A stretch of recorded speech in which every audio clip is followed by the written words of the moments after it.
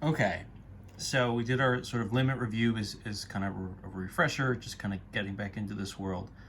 So let's look at the actual rule here. Um, so this is a limit rule. It also uses derivatives, and it's going to relate to a couple of specific forms. So let me kind of lay it out, and then we'll sort of talk through it. So the rule says, so if the limit as x approaches a, f of x over g of x, so if that gives you 0 over 0, or if it gives you some version of infinity over infinity, plus or minus, doesn't really matter, then what you can do is that limit, that original limit of the rational, of the fraction, f of x over g of x, is going to be equal to the limit as x approaches a, same value, of f prime over g prime. Not a quotient rule derivative, right? But literally just the derivative of the top over the derivative of the bottom. So whatever the limit of the originals do, in this particular case, not all the time, right? Not if this is just going to, like, 1/2 or something, right? If it's just going to different numbers, then you kind of have the limit and you're done anyway.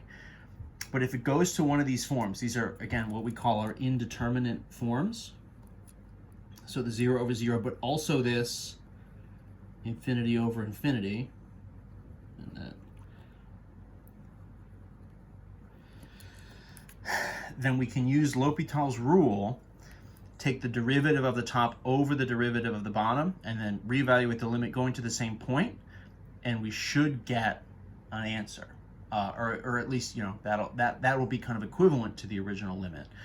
This works provided f and g, have derivatives in the first place and the limits exist, right? Provided everything here is going to kind of run smoothly, essentially.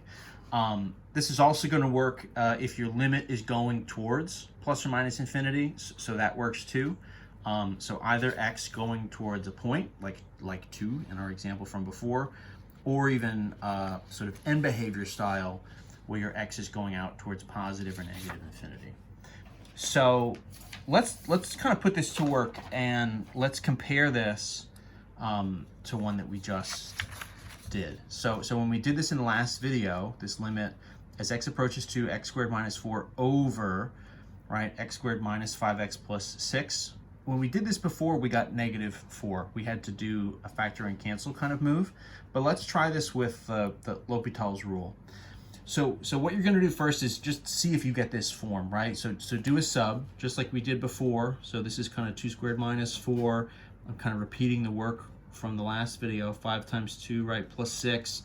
We kind of know this is going to be 0 over 0, right? So this is the right form. So form is good. Form is good, I suppose I should say, to use L'Hopital's rule, in a more general sense. I guess form is bad because it's indeterminate, right? Meaning it's literally kind of a mystery form. We don't really know what it's going to mean. It could be anything. So what we're going to do then is take derivatives of the top and the bottom, and then we're going to do the limit as x approaches 2 of those derivatives instead. Right? So if we apply our rule here, this is going to be the derivative of the top would be 2x, 2 times x, minus 0. The bottom would be 2 times x minus 5. Right? X goes to 1 and then 6 goes to 0. So I'm doing that derivative, and in theory these should be the same thing. So now if I try and sub in my 2's, this would be, right, 2 times 2 over, right, 2 times 2 minus 5. So this is 4 over, right, 4 minus 5. And lo and behold, 4 over -1. It's that same -1, right, that we had in the first video. So that tracks and gets us the same answer as before. So that's pretty cool. That's not just a fluke. This is also mathematically sound. We don't usually do proofs of all of our different work here, so I'm not going to do a proof for this now. But trust me, why would I lie? Why would I tell you a rule that's not true? So what's especially good for this rule is not necessarily just for stuff like this, polynomial kind of stuff. because in theory, right, we kind of had techniques to deal with that anyway, right? I mean, those were things that we kind of had a way to solve them. So this is going to be really useful for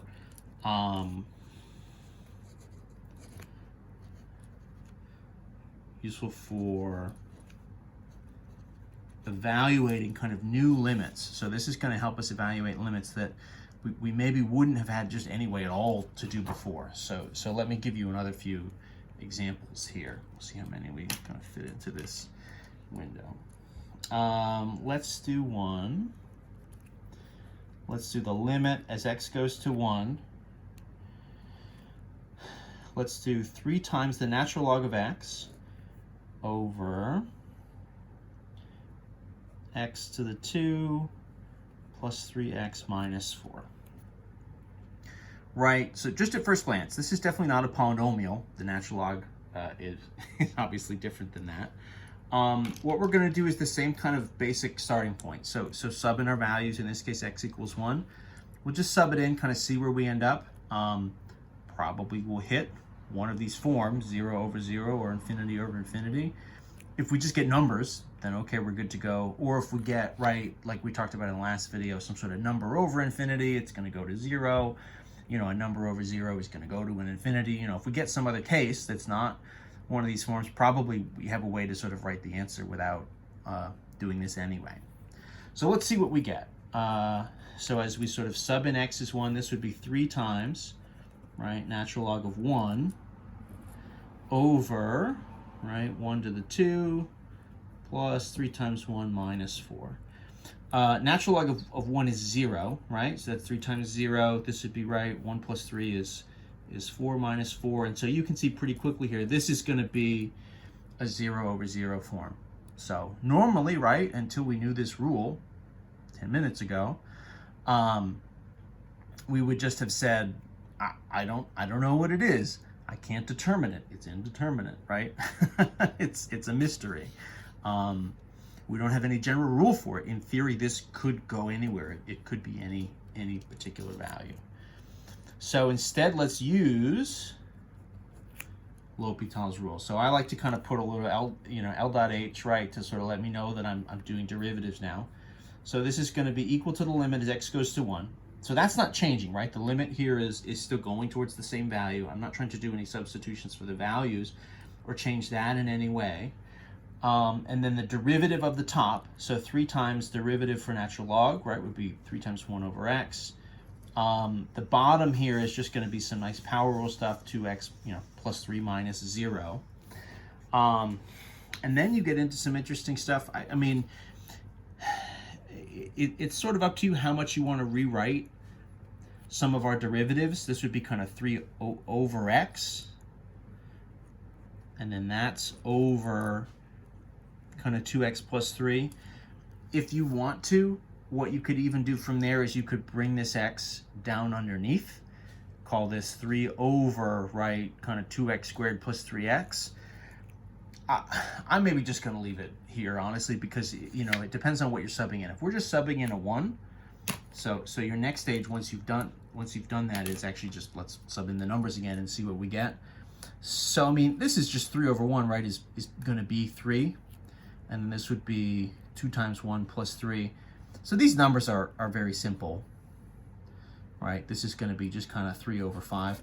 So there's not really a whole lot there to unpack anyway. If your values there are sort of simple enough, then you can just kind of leave them and you're good to go. If you have different derivatives where maybe you're getting more complicated setups, then maybe you want to do some algebra first before you get in there and have to do a bunch of stuff.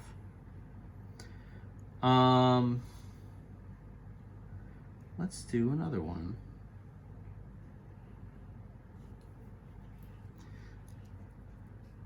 So one thing that can happen, let's do the limit. X approaches 0. I'm going to do 0 from the right. You could do one-sided limits here. It doesn't particularly matter. The rule is going to work just the same. Let's do another polynomial kind of rational type. Let's do x cubed minus 2x squared over 2x to the 4 plus 3x cubed. We'll do another polynomial kind of thing, but we'll sort of raise the powers up a little bit. We can see pretty quickly, right? If we start to sub some values in, this is going to be, right, 0 cubed minus 2 times 0 squared. I mean, that's going to be a bunch of zeros. 2 times 0 to the 4 plus 3 times 0 cubed. More zeros, right? 0 over 0. We're definitely hitting that form pretty much right away. So that means we can use the rule, use our L'Hopital's rule. So, okay, so this should be equal to L'Hopital. So the same thing, limit as x goes to 0 from the right. So my derivatives here, so what am I going to do? 3x squared minus 4x to the 1 over 8x cubed plus 9x squared, something like that. So let's go again. What's going to happen here?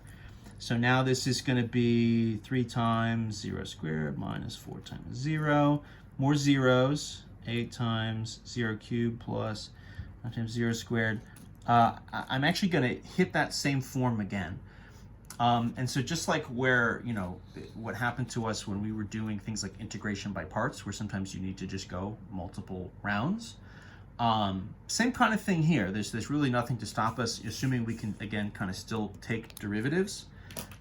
There's nothing to say if we get a 0 over 0 again, or if we, we go from zeros in one case to then infinity over infinity in the second round, you can run the rule back and just run it a second time and do second derivative over second derivative. That's totally fine. That's totally legit, and that's exactly what we're going to do right now. So this is going to be equal to L'Hopital limit x going to 0 from the right. So what am I going to get here? 6x minus 4 over, what's this going to be? 24x squared plus 18x. Okay. So let's sub in again. Right, there's kind of a whole pattern to these. So what's this going to be? 6 times 0 minus 4. So that's going to be a minus 4 on top. This is going to be 24 times 0 squared plus 18 times 0. So that's interesting. That's going to get us a 0 on the bottom. It matters here whether or not that 0 is sort of coming from a positive or negative direction. So because this was coming from the right, anything square here, that's going to be positive. 18x, so that sort of is also 0 from a positive direction. So this is a negative 4 over a 0 that's sort of coming towards 0 exclusively from the right, exclusively with positive values. What that means for me here is this would go, to negative infinity. You could write that. I mean, technically that would be a limit that does not exist. I kind of forgot to check what the book prefers. I like the little bit of extra information here, right? I mean, if you know enough to say that this would go to a positive or a negative infinity, I think it's good to write that. So that's what we have here. It makes a little bit of a difference in this case whether you're going from the left or the right to kind of get this zeros from the right. But using our rule, this is kind of what we get. So that's maybe not as great an answer as having something like 3/5 or these other fractions that we had, but it's something we can evaluate. It's not 0 over 0, which literally we just can't say anything else about, right? It's indeterminate. So watch for those forms, right? Watch for those things. I'm going to do one more video with another couple examples, but that's kind of what we're working with here.